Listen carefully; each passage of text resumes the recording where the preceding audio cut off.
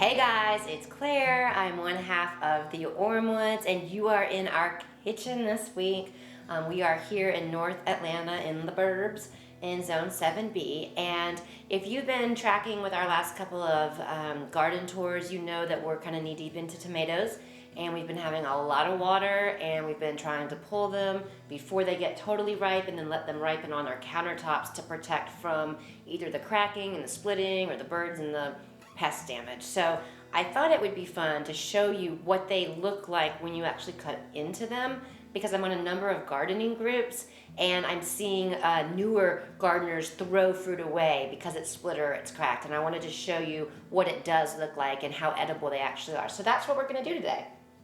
What I want to show you is I want to cut into these varieties of tomatoes that have been ripening on our counter and just let you see what that really looks like. So I would just cut around all of this cracking right there. And that's a fully functioning edible tomato. It's a little bit maybe not quite ripe yet, but there's nothing wrong with this tomato. That's perfectly edible. So I'm gonna put that on the plate over here. And in this one, we can guess it's gonna be fine. It just has this little bit of cracking right here. This is a Cherokee purple.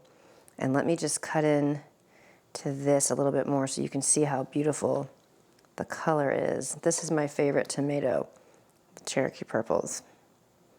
So I'll go ahead and slice this one up here. But a lot of times when people are seeing the cracks or they're seeing the holes in it, they're thinking it's not edible, and that's just not the case. So I don't want you to be getting rid of fruit that is otherwise perfectly edible. Now, this one will be interesting. I'm going to put these in my compost because it does have a crack going all the way down, and you can see it has a hole where a critter got into it, and it looks like a little bit of damage there. So let's cut the bottom part off first. And so when you cut that, ooh, that's so pretty. When you cut that off, that looks amazing. And that crack goes all the way to that side. So let me just cut off this top part that's really kind of cracked and try to save the rest of it.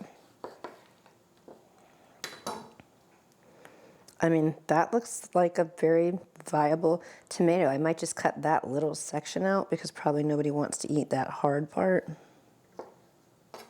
And of course, we put all of our food scraps in compost so that it goes back to making dirt. So I'll slice this one up a little bit later, but I mean, that's a lot of tomato. That's enough for a really good sandwich. Okay, this one, I don't know if you can see. Can you see it has a bruise right there? And it has a crack. And it has two holes in the bottom where it obviously had some critter damage. So let's see. I'm gonna cut this top part off. See what we get there. Let's see what we get there. Okay, so this is an example of those holes are still going in, so I'm going to cut up a little bit more. Yeah, I'm not sure about this one. So we're going to just go ahead and so this is one that we're going to give up on. And honestly, I could save this. I mean, the truth is, we could cut around that, but I know for a fact nobody in my family is going to eat that. And since we are putting it in compost and letting any food scraps, go back to the garden, I don't feel too bad about it. All right, here's another one with just this cracking at the top. And again, we're in Zone 7B. We're north of Atlanta. We're in the suburbs. We've just had a lot of rain this year, and that just happens. And, one of the things that I think a lot about, I own a market and deli downtown called Bennett's Market and Deli. And we sell tomatoes, and we get tomatoes from a restaurant supplier for our sandwiches and salads. And we never get anything that doesn't look perfect, ever. Not one time. Everything always looks perfect. And it just makes you think about how much food is gone to waste because it doesn't look pretty. And the reality is, it's perfectly viable food. It also is part of why I like to only grow heirlooms, because I like to buy things that I can't get at the store, and I can readily, get regular tomatoes at the store. Look at this cutie patootie. It looks to me like it's two Cherokee purples that grew together into one little double tomato. But again, we've got this whole, clear holes. So let's just, maybe for this one, I'm gonna cut it in half like this. And so it looks like there's some damage on the ends here. Let me cut around that. Now that looks perfectly fine. Let me cut around this. That looks perfectly fine. So I'm just gonna cut the tops off of this. And then I'll slice these up a little bit later. I've obviously kind of not cut them in slice form. So I'll fix those later. Okay, let me get some more from behind me.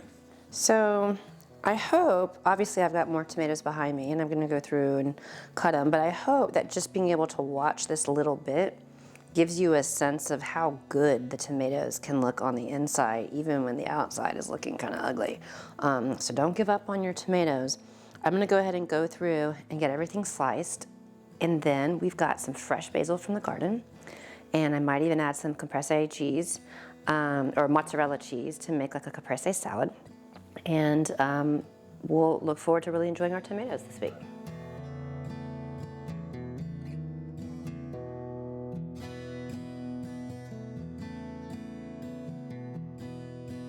Okay, so you guys, this is a beautiful, beautiful plate of tomatoes. And I decided to not slice up the rest of them because look how many tomato slices this is. This is a lot. So we're gonna have some tomato sandwiches and caprese salads and all kinds of good stuff. But probably what I'll do with anything that we don't go through in the next day or two is put in a saute pan with some olive oil and garlic and make, a fresh pasta sauce that's cooked. So I hope that what you learned today is to really be able to not judge a book by its cover, and just because the fruit you're growing might not look as pretty as the fruit you get in the grocery store doesn't mean that it's not just as delicious, and in fact, probably it's more delicious. So thanks for being here. For those of you that are subscribers, man, we appreciate you. We can't believe we're already up to 1,300. It's been amazing, and if you're new to our channel, we hope you'll consider subscribing. Thanks so much, and have a great week.